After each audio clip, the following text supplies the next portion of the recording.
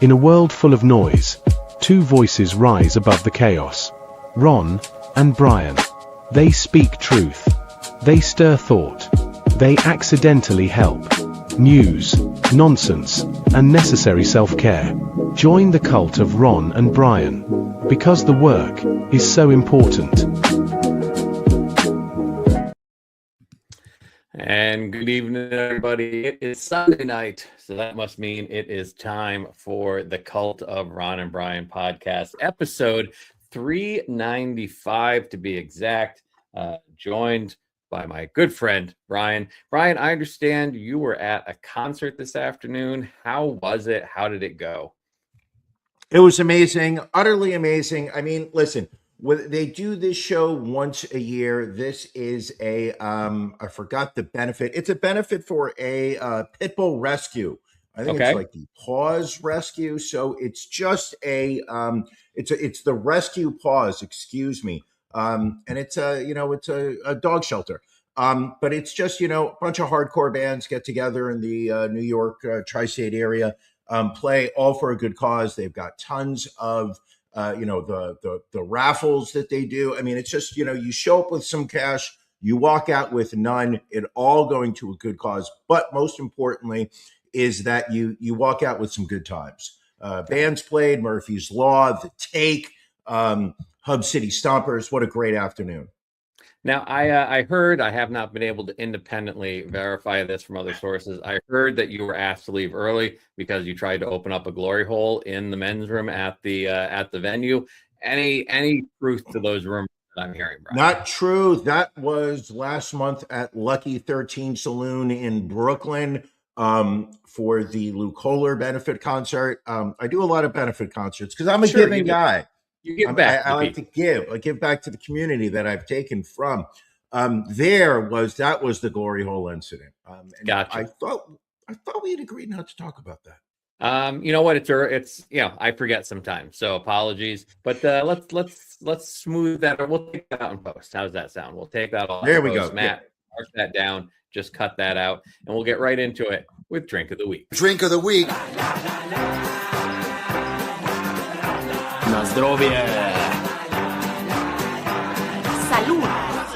Drink of the Week. Pleasure! Prost! Drink of the Week. Drink of the Week. Drink of the Week. Drink Brian, of the week. what are you drinking this week? Ron, I had so much beer this afternoon. My lady said, no beer. You need to sober up. What do I have in here? I've got coffee. That's right. Okay. I'm not yelling, folks. I'm from Jersey. And what am I drinking? As soon as I walked in the door, this lady had a carafe of coffee. I was able, when she wasn't looking in, to sneak in some single batch Irish cream liqueur from Five Forms, County Cork, Ireland. So I'm trying to sober up right now as we speak. This is delicious. It looks, it looks good. You are a coffee connoisseur. So if you are drinking it, odds are it's pretty good. And this is the last of the Ron and Brian, Cult of Ron and Brian coffee. I need to reorder. Ron, do we have the link that we can put up for our coffee shop? Perfect. Cult of Ron and Brian. .myshopify.com for all things Ron and Brian, of course. Perfect. Because the merch is so important. So important, Brian. Ron. Yes. Ron. Yes. What are you drinking? Well, we must be simpatico this week, my friend. I too have brought coffee to the table, and much like you with your benefit work, I like to do things that give back. So today's coffee is from Wilson House Coffee. This is their morning mutt blend. They support animal rescue in their local area, so portions of every purchase go to celebrate and save animals. Brian, I know you're more a fan of Black Rifle Coffee. You really like to support those right-wing causes. But for the rest of us, we're a little bit more progressive, let's say, a little bit more compassionate.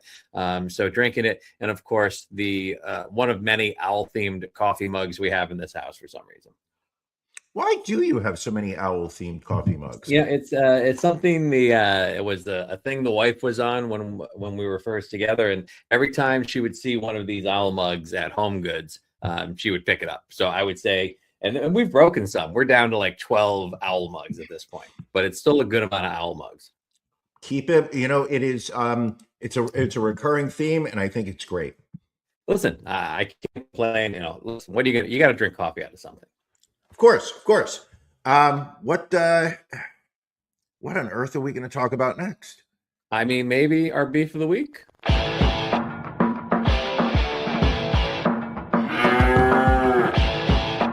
Ron and Brian's Beef of the Week.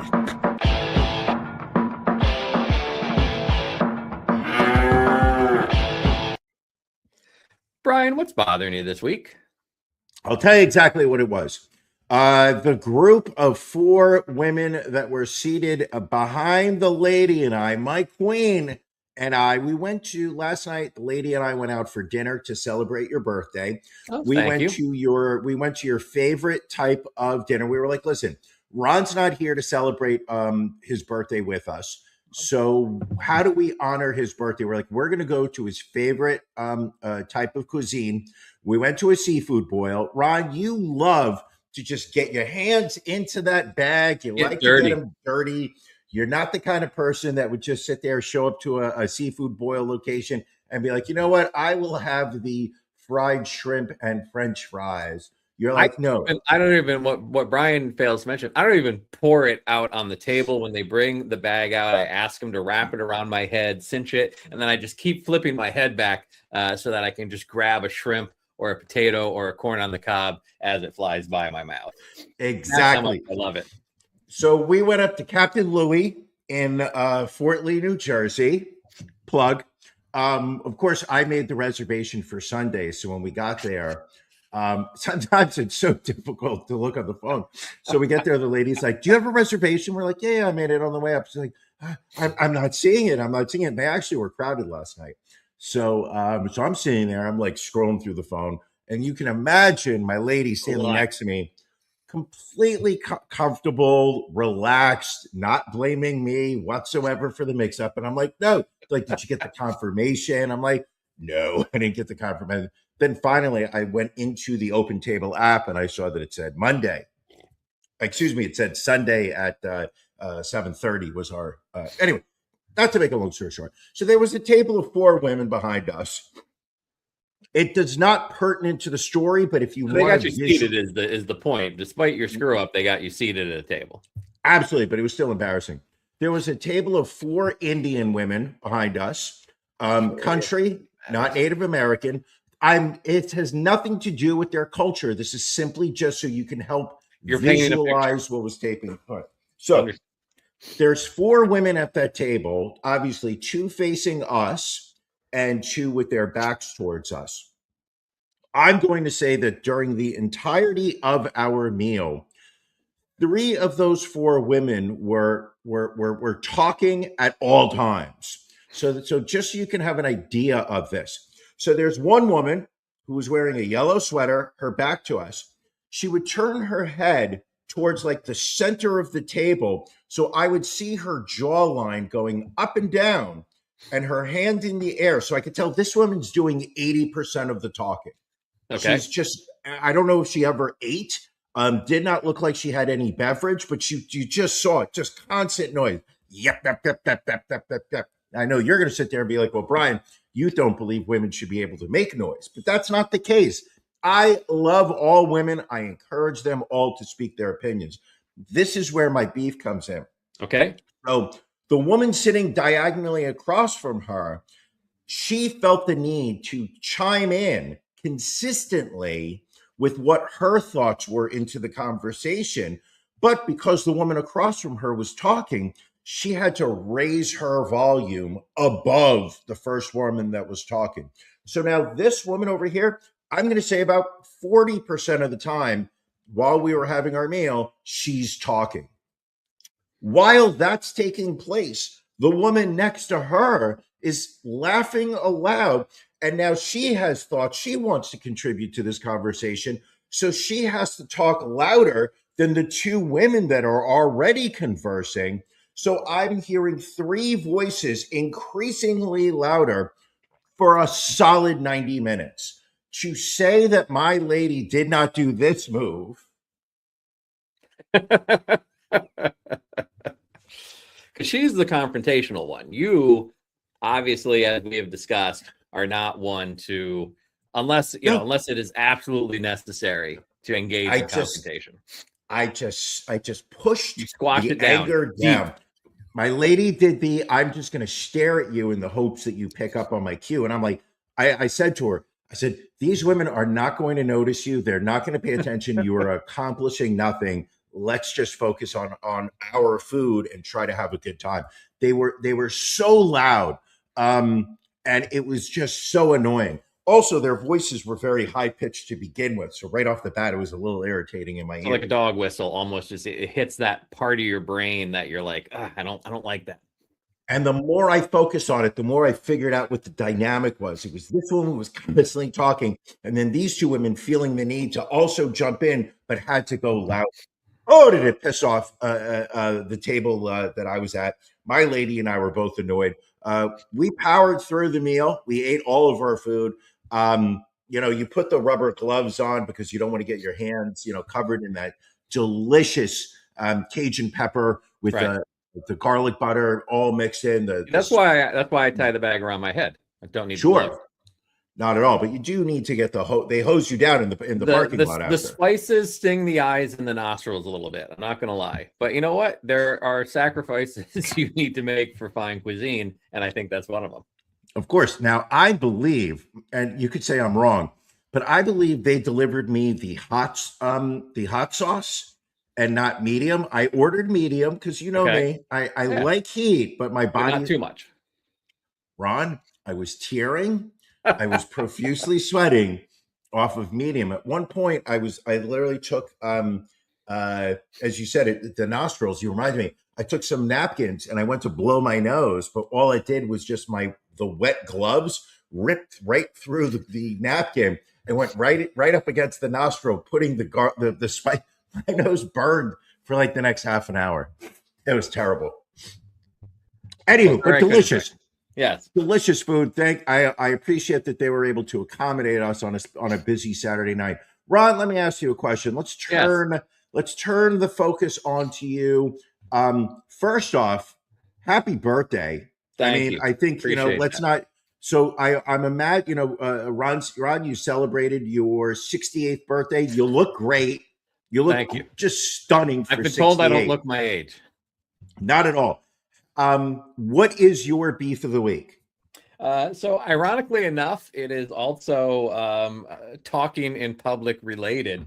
So as you know, the wife and I, we've been taking these personal training classes. Like they're small classes. There's like 4 to 5 people in a class.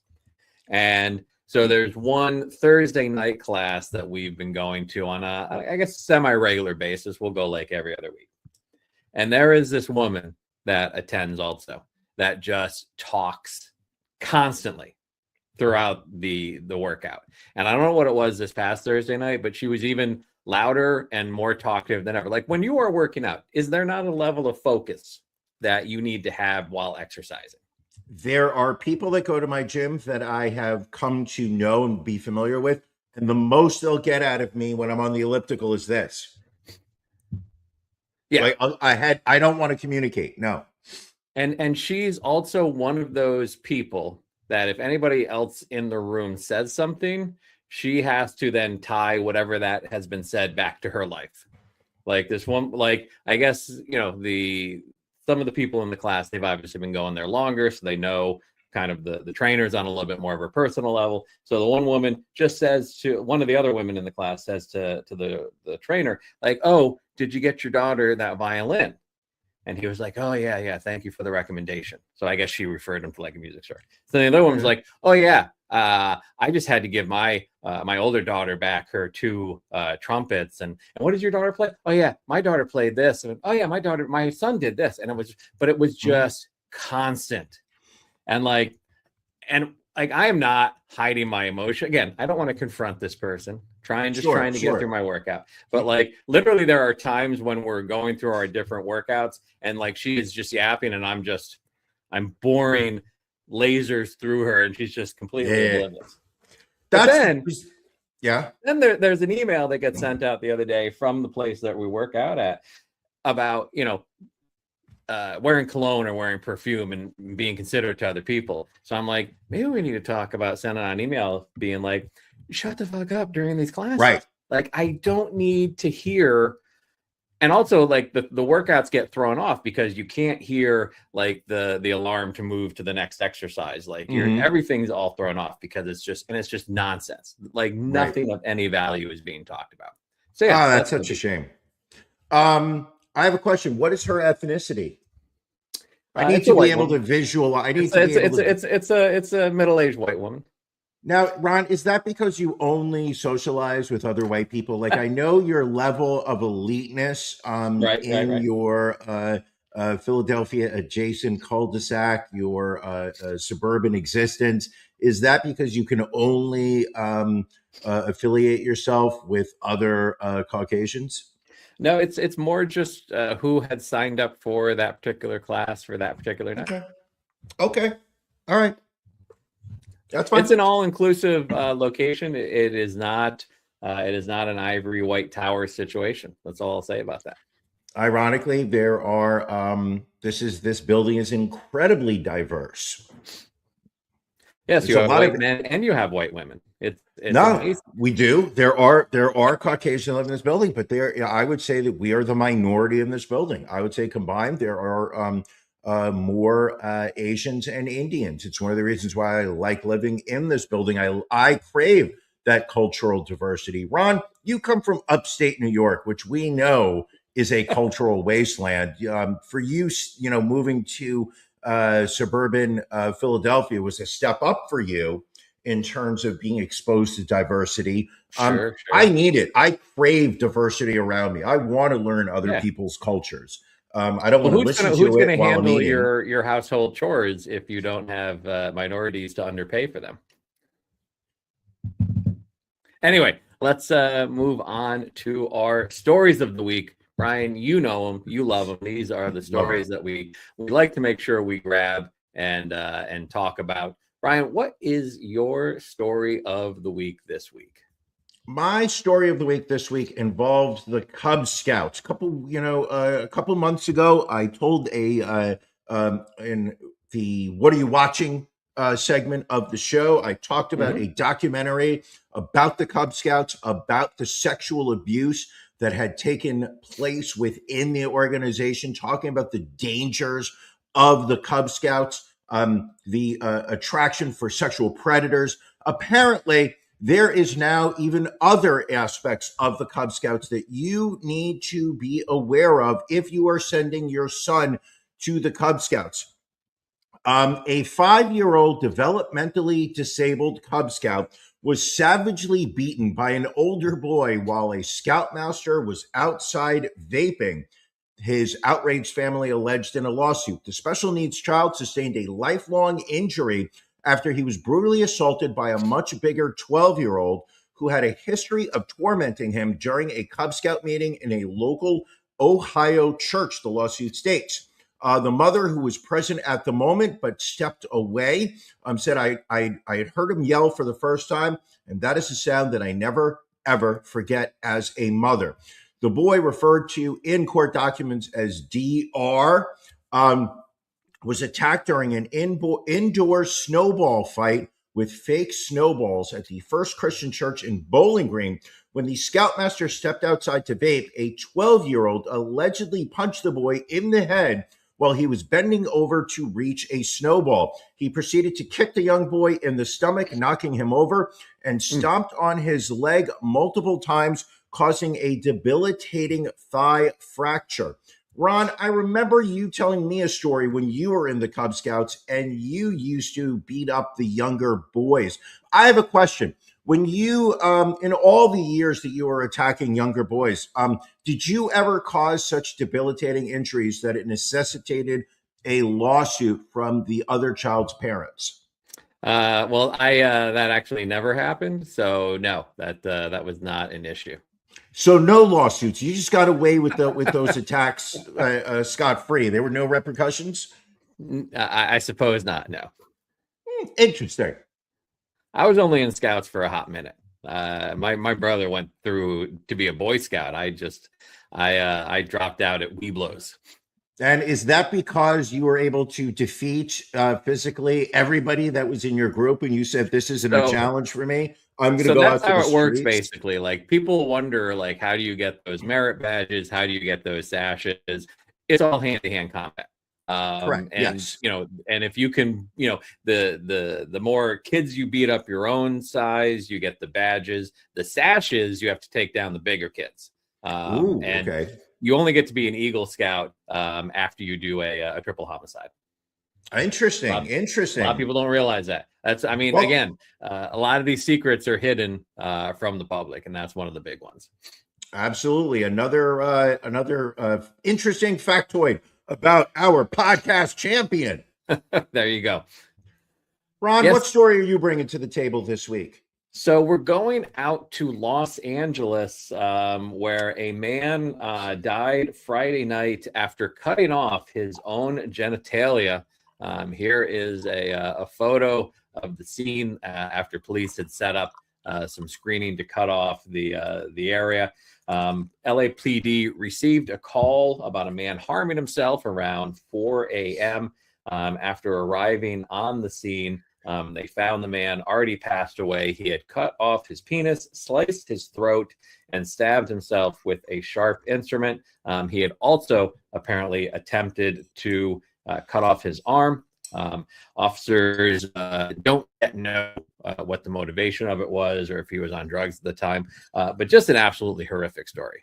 In a year where I felt like we've already done some horrific stories, we keep finding more horrific stories. Absolutely. I'm imagining this man was on some substances. Or Because it could have been a mental health issue as well. Wouldn't you just go right for the neck? Wouldn't you just go and just start slashing until you can't do it anymore?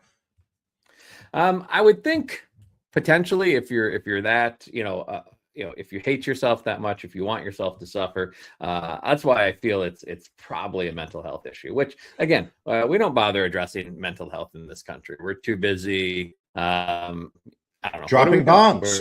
We're dropping bombs in the Middle East. Once again, turning millionaires into billionaires. This country loves bombing the Middle East.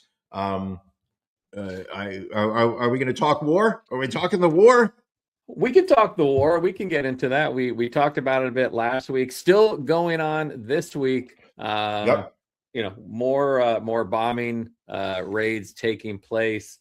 Israel, though, interesting to find that their Iron Dome does not seem to be protecting them as well as previously. It seems like there are different buildings and hotels in Beirut that got hit the other day. Israel taking a number of missiles and stuff. I understand. I'm just talking. Your take on the war so far, Brian? Apart from I think our gas is up 41 cents a gallon so far. This is okay. All right. Putting aside the war, I said that just to trigger you on this. The fucking profiteering. There is absolutely no way that the gasoline that is being dispensed at your local gas station was purchased and delivered prior to this most current armed conflict. This was bought at like $2.98 per gallon, and now they're selling it for like $3.50. Why? Because they want to have the money so that they can pay for future gas. So This gas that they're purchased, that you're buying, they are making like 30% profit off of. It's disgusting. And our government's not going to do anything about it because we do not want to do anything to disrupt the oil lobby in Congress right now. Those guys are absolutely funding our Congress, the only people that can make laws in this country to do anything.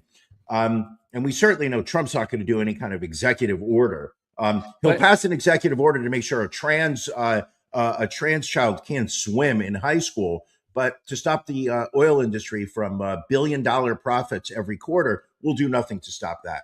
And what people are pointing out is oil, I think, closed at around 77 or 78 dollars a gallon or a barrel or whatever. Yeah, a barrel last Friday. People are pointing out, during the Biden administration early on, oil was $120 a barrel. And we're paying gas prices that were similar to when oil was, almost twice the cost. So to your point, it's less a supply and demand issue and more a company seizing on a narrative to charge us and screw us over.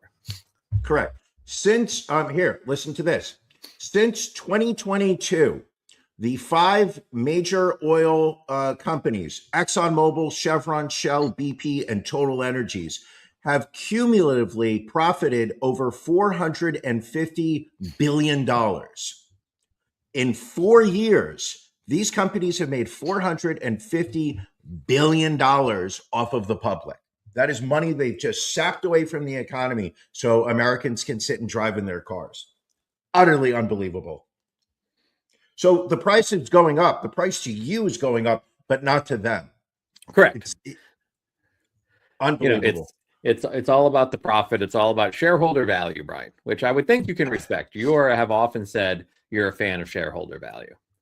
Well, when I'm the shareholder, but even then, think about it this. Even then, as the shareholder, you're getting scrapped off the table. You are not the priority.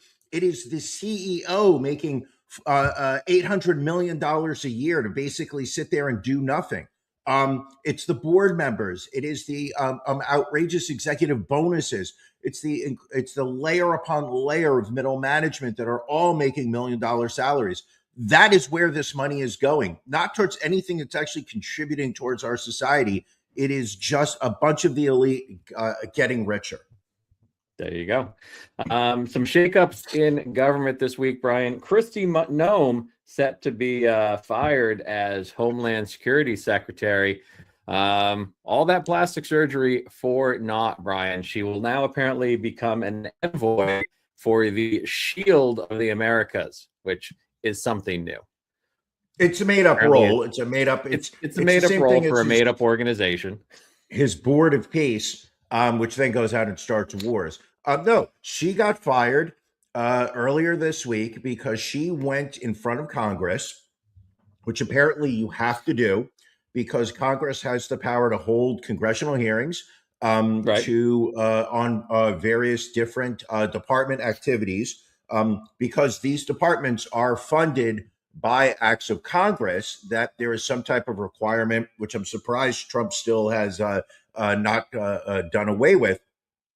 So she gets up there in front of Congress and from what I have read, made 2 mistakes this past week. One was there was a congressperson who asked her specifically if she was having sexual relations with Corey Lewandowski, who was a Trump advisor and now I believe the number 2 in the Department of Homeland Security. And it's widely been accepted within DC that he actually is the policy maker in the DHS. She was the figurehead that was supposed to be the public face because that's the face apparently America wants to look at when we are discussing the security of our country. So the congressperson asked her, are you having an affair with your number 2? And she did not say no. She sidestepped the question. She tried to avoid it. Her husband is sitting right behind her, visible on camera during this question. And she's asked the question repeatedly, and she won't say no. So that was the first fuck up on her part during this hearing.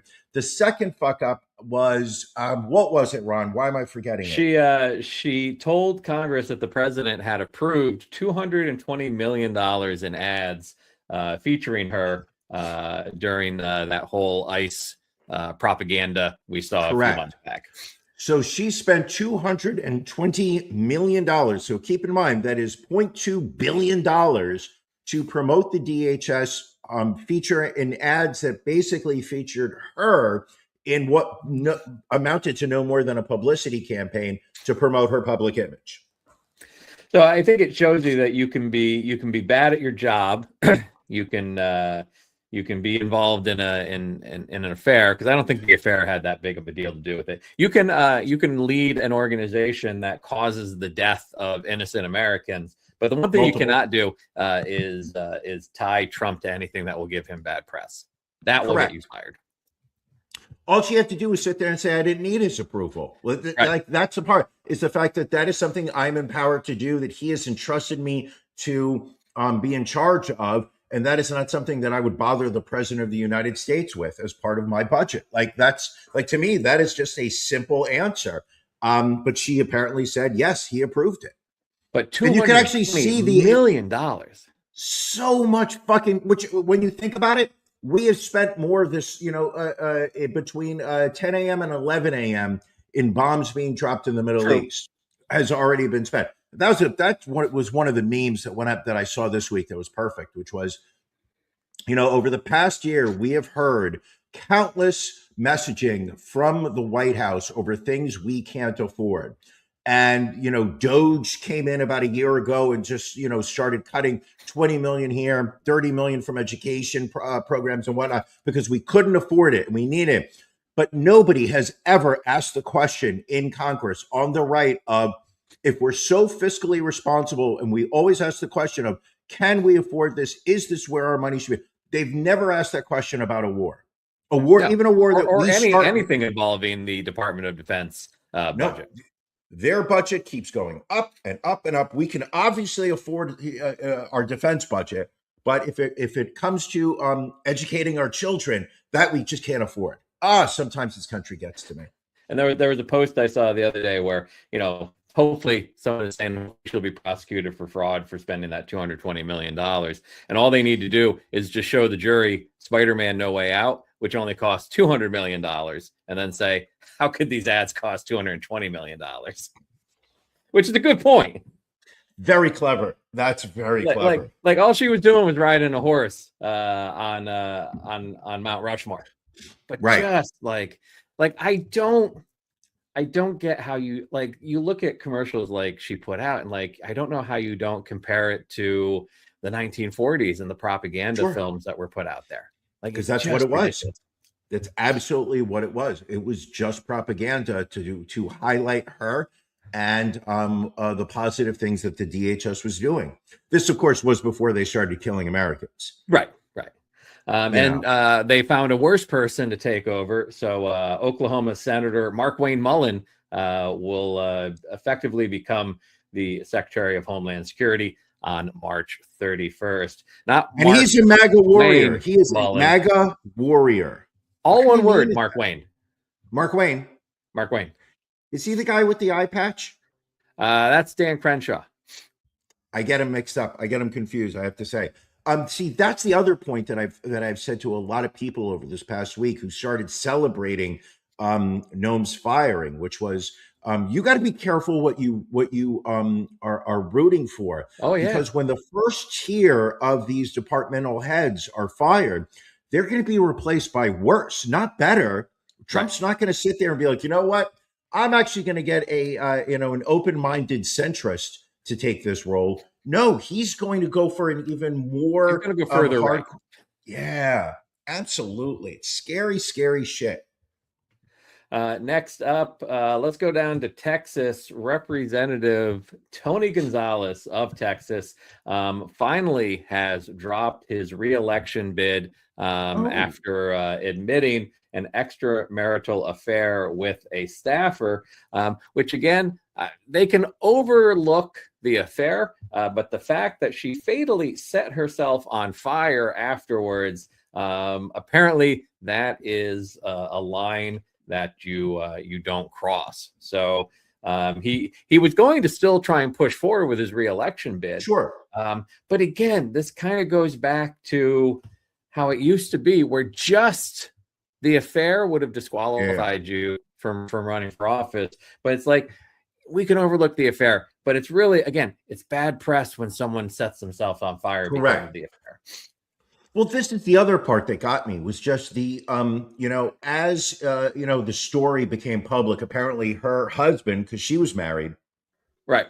her husband was really trying to fight for this to become a story. He was obviously very upset over what had happened to his marriage. And he was trying to drive this news cycle of this Martinez is his name? Tony Gonzalez. Gonzalez. God, you're Not going the to use tight that end. against me. You're going to use this against me. I know that. 100%. But the idea is the fact that, when it got to the point of the press starting to ask him questions, did he have an affair with the staffer of his? Denied. Absolutely not. Absolutely not. These are all lies. These are all lies. And then, as it got to a point where the husband started to leak, release text messages between the congressman and the staffer, which was very sexual in nature, if I remember correctly. They were. And I said, suddenly he does this press conference where he gets up there and he goes, I have made some mistakes in terms of my interactions with my staff, and I want to apologize for that. But I'm going to press forward on my campaign. Like, it's like, well, then what did you just, you got to take a little heat for lying for the past 2 weeks. You would think so. Well, thankfully, again, the sad thing is probably somebody worse will take his place knowing the state of Texas. Sure. Well, we know there were people out there that were all set to vote for him. Oh, yeah. They were still fine. Like, hey, you know what? No one's perfect, Brian. He's a good man, and he loves God. He fell astray for a bit, but he is now back on the path. He asked God for forgiveness, and that is enough for me, Brian.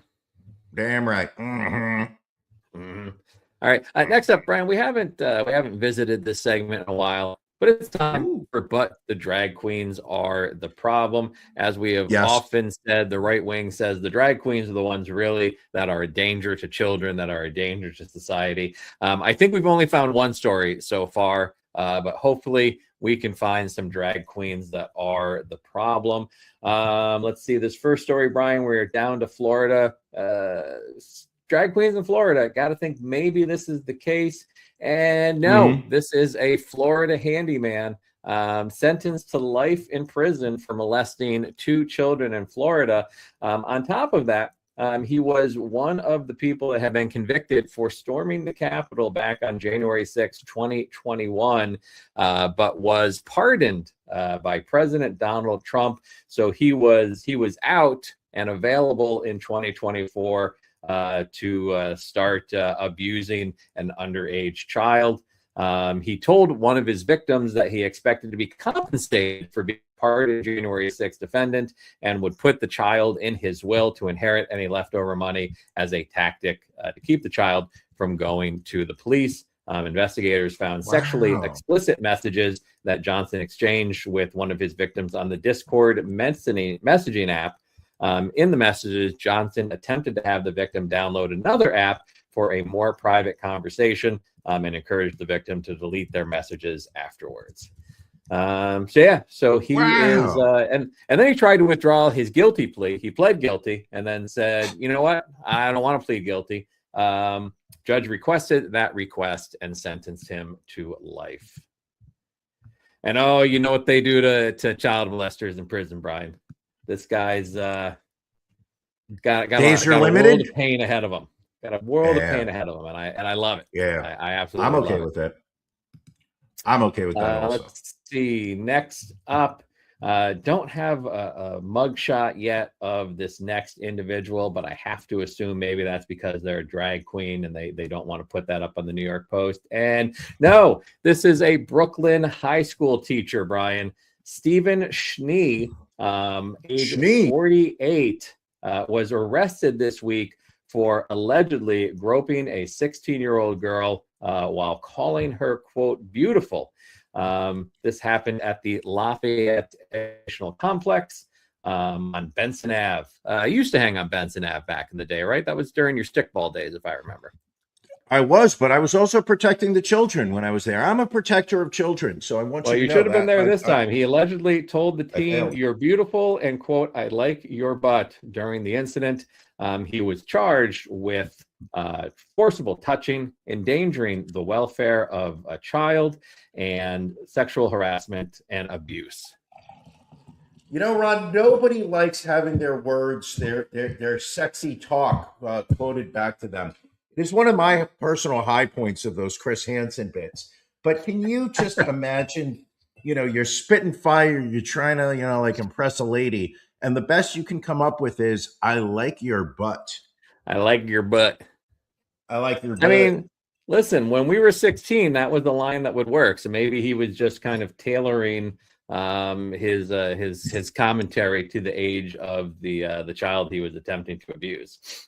That's valid. That's valid. You're right. Those were the kind of lines. And also, if I remember correctly, Ron, you used to brag that those lines worked with the 16-year-old girls. 60% of the time, they work all the time, Brian.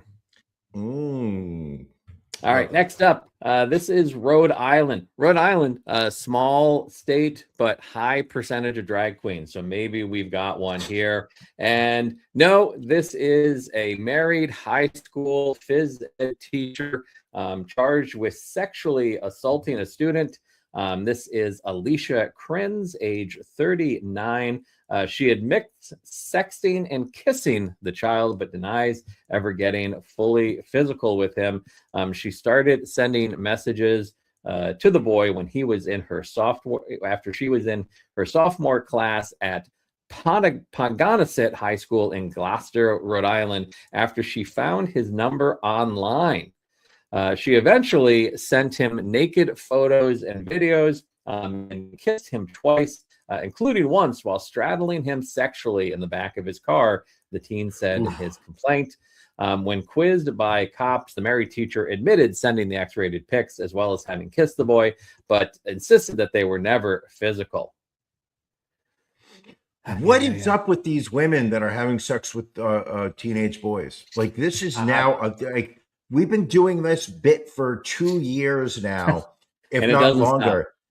And the just onslaught of female teachers having sex with male students, and I'm not going to lie, never happened. I did not have 20-something teachers when I was in high school. I did not have 30-year-old. All my teachers were in their 50s, and half of them were men.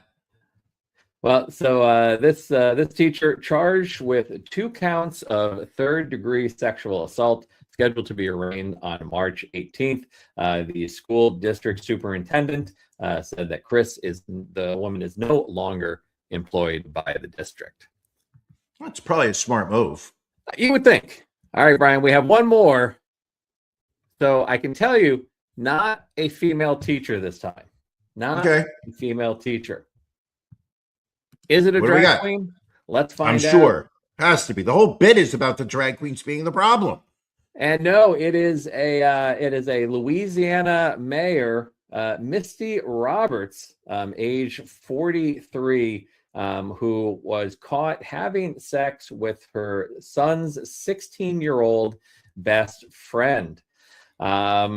She apparently had her son's friends over, supplied alcohol to them, and then sexually assaulted, raped one of the boys. Ordered the morning after pill on DoorDash. This is the second time. This is after what? Sharon Moore yes, coach of Michigan football. Yes, a lot of people. I didn't realize. So I mean, I get Plan B is over the counter, but don't you have to show an ID or something? I didn't think that was a DoorDashable item, but very clearly it is. This is the second time now. Wow, that's fucked up. And by the way, the New York Post has fallen in love with this story. I believe there was a different story in the Post this week, every day this week. And all of them got put in the Google Doc. There's multiple links. In addition to the initial story, they followed it up with a story about how her son was yelling at her, "You effed my friend." Sure. She then tried to get her son to fight the victim after raping him, so that she could dodge the blame for her behavior. So she is going on trial. She was found guilty Tuesday on charges of carnal knowledge of a juvenile and indecent behavior with a juvenile. Unbelievable. Really unbelievable with this shit still going on. So she will now have to register as a sex offender and is due to be sentenced on April 17th. All right. I hope she's found guilty. So no drag queens this time, Brian. Not a single one. Very disappointing. I do have a question for you, a very important one. Of course. What are you watching? Oh, a couple things. No, nothing of consequence. First off, the movie Hamnet. How was that? It's got a lot of Oscar buzz, got a lot of, but it seems 10 like minutes, Ron. 10 minutes. That's the lady and I got through 10 minutes of it, at which point I announced aloud in the living room, this movie is horrible. At which point my lady just leaned over and said, yes, it is. So why didn't you turn it off? So we turned off Hamnet. It was unwatchable. It was just fucking boring. It's supposedly the story of Shakespeare, whose son Hamnet dies. So he then writes Hamlet because like he doesn't want anybody to think that it's named after his son. Just unwatchable. Then watch the final episode of season 2 of Hijack on Apple TV. Wrapping up the season 2, nowhere near as good as season 1. This one, I'm just going to say, felt like a hey, we've got a wet sponge. How much liquid can we squeeze out of Feels this like story? a cash grab. Season 1 was so good. This one was not very good. Disappointed in it. Ron, let me ask you a question. Yes. What are you watching? Continuing to watch the latest season of The Pitt, and it continues to be one of the best shows on TV, cleaning up at the Actors Award the other night. So if you haven't watched it, haven't kept up on it, I would recommend it. We started watching DTF Lewis on HBO Max, the new show with David Harbour and Jason Bateman. Again, kind of bugs me that HBO Max only drops one episode at a time. But that first episode, solid. Like definitely I'm interesting story. Looking forward to see where it goes. Forgot about that. The wife watched Heated Rivalry, that show about the two gay hockey players that everyone seems to be going on about. You didn't watch it? I sit there a lot as she watches her show, and I'll just be on my phone or on my computer or whatnot. It really, I think the only thing unique about the show is that the two main characters are two closeted gay hockey players. Other than that is just your typical trashy, 1 hour drama that is geared towards, I don't even know who it's geared towards, but it's just your basic love story, just changing up, very formulaic. It's not, again, the only thing groundbreaking and the only reason I think people like it, listen, was there some hot one-on-one man sex scenes? Sure. Let's talk. Let's talk about those love scenes. Are they showing insertion? They're not showing it, but it is certainly heavily implied in a number of these scenes. Oh yeah. Question for the insertion: are they talking whatsoever? Are they using lubricant or are they using spit like Bareback Mountain? It doesn't go into that much detail, so I think maybe a miss there as far as on an accuracy level. Understood. Next question. Is there a clear bottom in that relationship? Is there a or is it kind of like a split? Like is one receiving and then the next day the other guy's receiving? I think there's definitely a split power dynamic there. Do they cover, and this is a sensitive subject, which I would assume Netflix would ensure, is the prep work. You can't just, in today's day and age where everybody likes to be hygienic, you can't just arbitrarily decide to bottom. You've got to prep yourself. You've got to apparently you can in this world. And I think maybe it's because, they're professional hockey athletes. So I think maybe because, there's a lot of clean living, not a lot of carbs, not a lot of alcohol. Maybe that means you don't need the prep time that maybe someone else might. I feel like this is a miss. This is an opportunity for Netflix to educate the next generation, certainly your wife, on the importance of prepping before you bottom. You can't just jump in and bottom. You need to prep. You need to control your diet for about 2 days beforehand.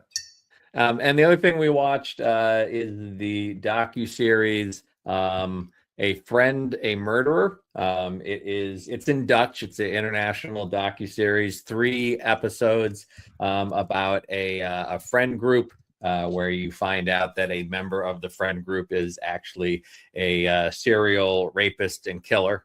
So interesting. I mean, it wasn't too drawn out. 3 episodes that were like 40 minutes each at most. So, watchable, interesting story. Kind of weird how in talking to the other members of the friend group, like the docuseries seems to focus more on the impact on them as they find out that their close friend is this horrible person. No real talk of the minors that to the families of the minors that he, the one woman he killed and the other women that he raped.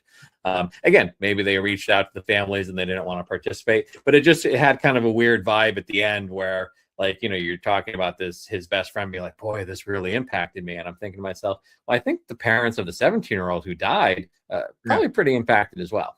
But again, interesting story.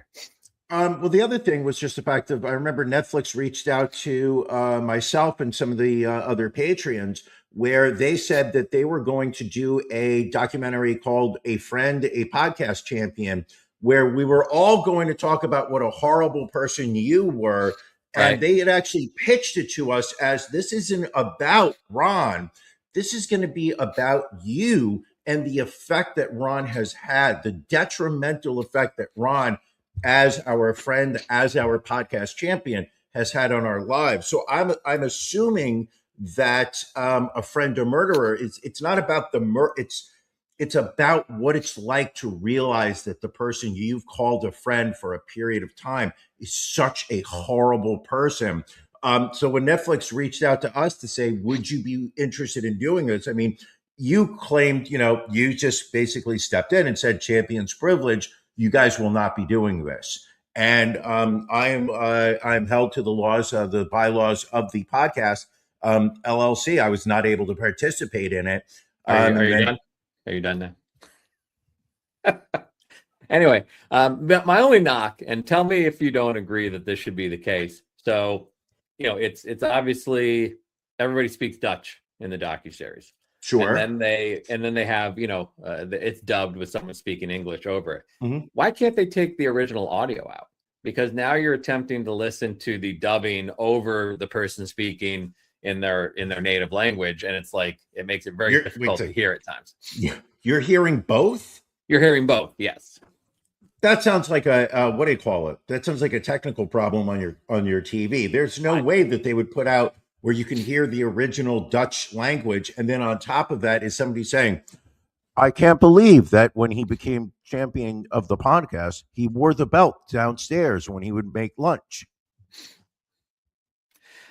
You watch it on your TV and let me know if you have a different experience. I will do so today. I promise you I will do that today. Next up, another segment we don't get to as often as we should. It's our F around and find out segment. We've talked about this previously. This photo is of Texas TikToker Ashley Giard. She is a fortune teller, but for some reason during the whole COVID situation, she had published a conspiracy theory regarding University of Idaho professor Rebecca Schofield, and saying that she was responsible for that quadruple murder of 4 students that happened. I remember that. Yes. And so now where they got the Kohlberger guy. Yeah. Correct. So now, after a lawsuit that the professor filed against her for defamation of character, a Boise jury in U.S. District Court has ordered Giard to pay $10 million after falsely accusing the professor. Following the verdict, Schofield thanked the jury and said she hopes the case sends a clear warning that making false statements online have consequences in the real world. Sure. Now, while a very tragic situation, I do love that this woman is being held accountable for just spouting nonsense online, and I think more people should have to pay money. Absolutely agreed. That is just some terrible fucking behavior. And again, Utterly I mean, bad. I'm sure the professor knows that she'll never collect this money. It's 7.5 million in punitive damages and 2.5 million in compensatory damages. But it's just, I think the joy of just knowing that you've ruined this woman's life because every penny she makes will have to go towards, paying off this judgment. Yeah, just disgusting. Which it took jurors less than 2 hours to return the verdict. So surprised it took them that long. I imagine they ordered lunch. Which also saw we had the story the other week about the woman cleaning her underwear in the hotel coffee maker.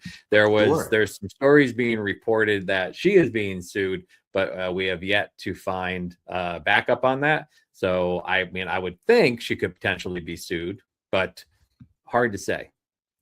I would hope so.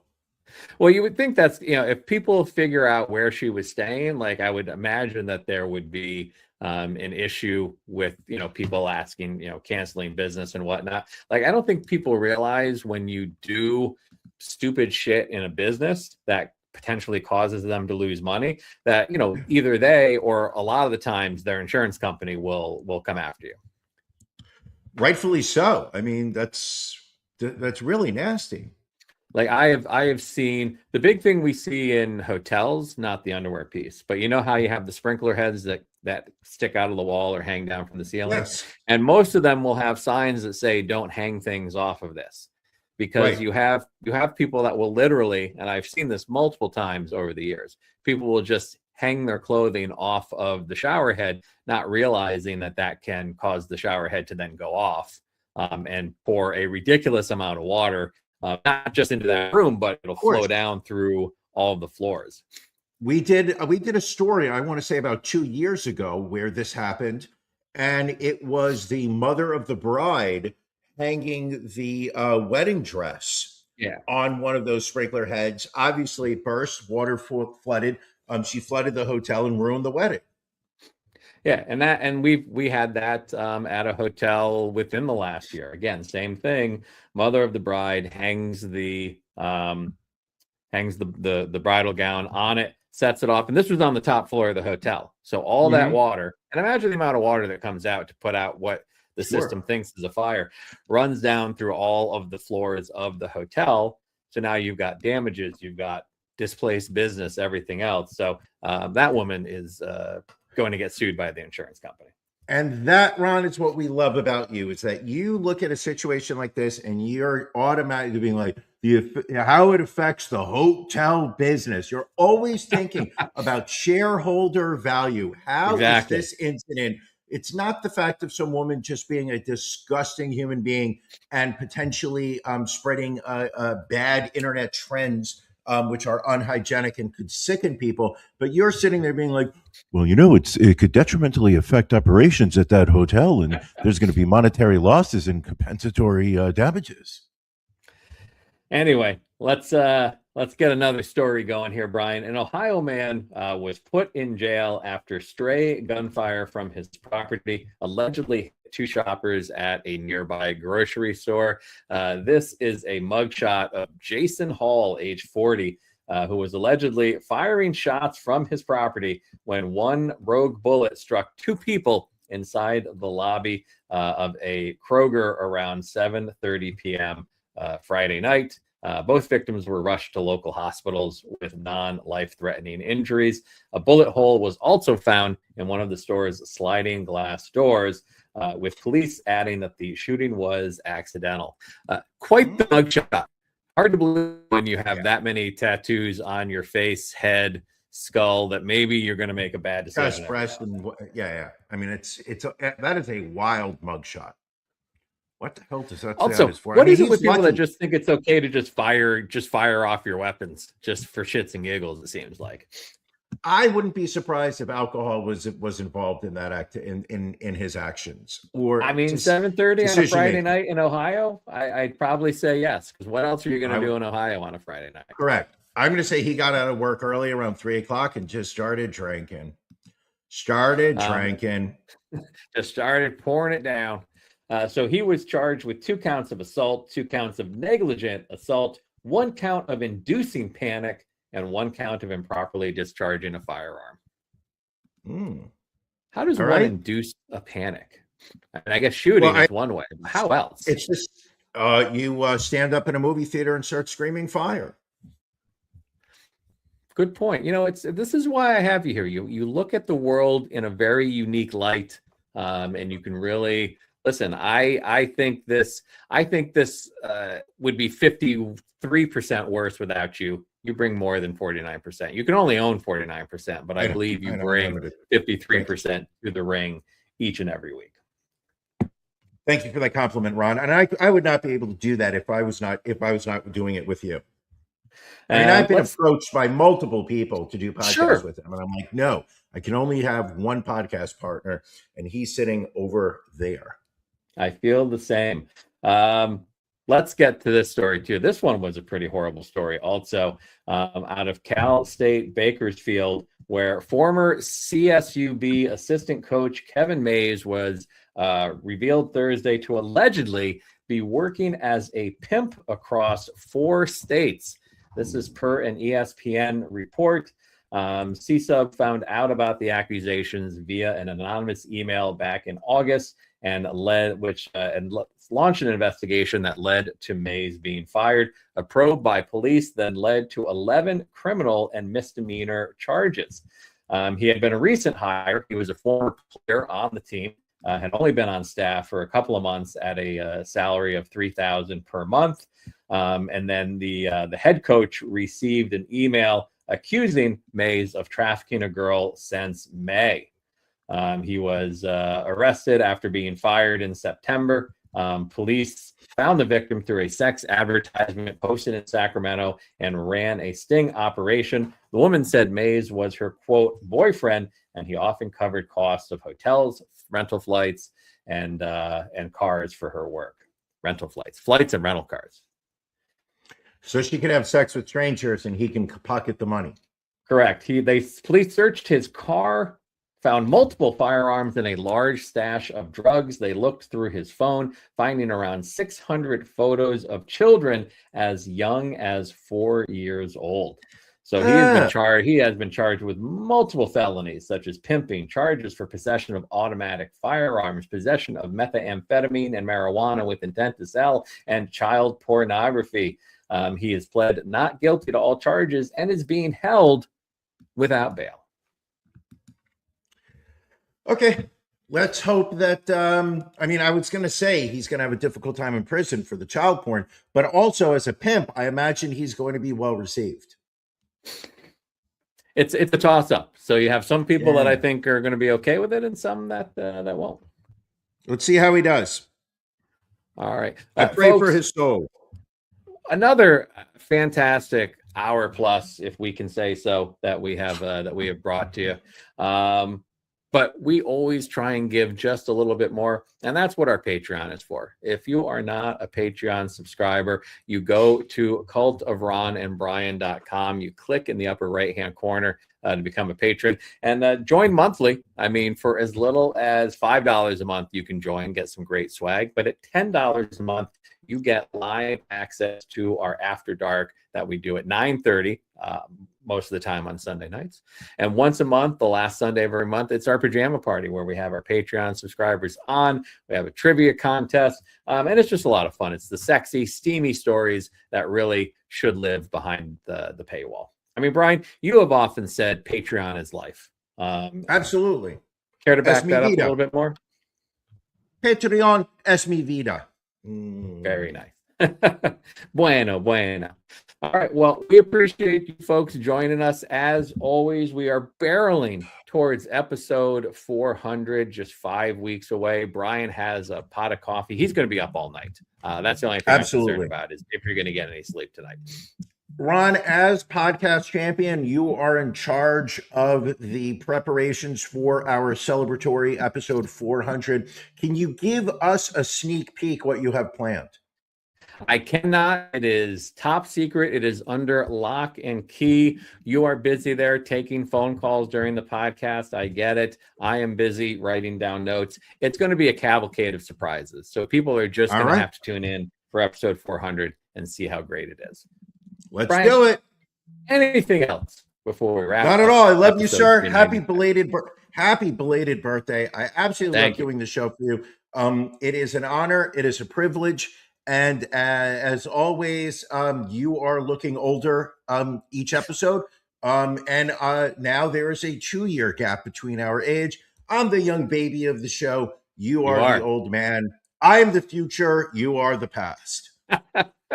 Well, thank you for getting those last few digs in. As always, it has been fantastic. Folks, thank you for joining us this Sunday night. We will see you again next week. Thank you for joining us for the latest episode of The Cult of Ron and Brian. A non-tax deductible contribution can be made by subscribing to our Patreon. Visit cultofronandbrian.com and click on Become a Patron. We'll see you again next week.